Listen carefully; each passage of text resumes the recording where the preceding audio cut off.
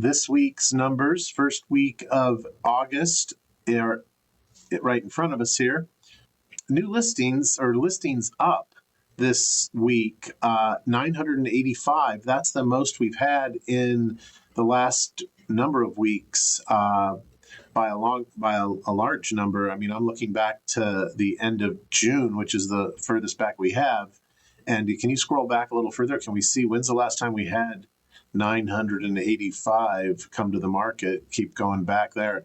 Back in early June, we had 1,071. And other than that, this is the largest week of new listings or listings that were added to the market there.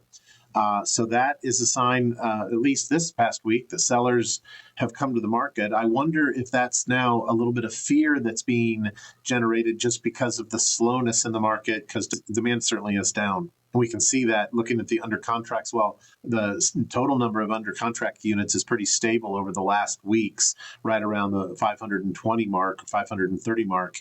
It is definitely moving down some from what it was earlier this year. And so definitely fewer units under contract each week and moving out, just showing the monthly numbers.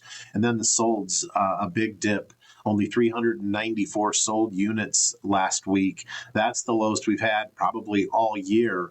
And while we see that the high season has come to a close because we had those weeks of 600s, a few weeks of in the 700 units closing, now we've got, other than the last week of the month to end out July, where 638 closings happened, the last 4 other weeks of the last 5 have been under 500 or right at 500.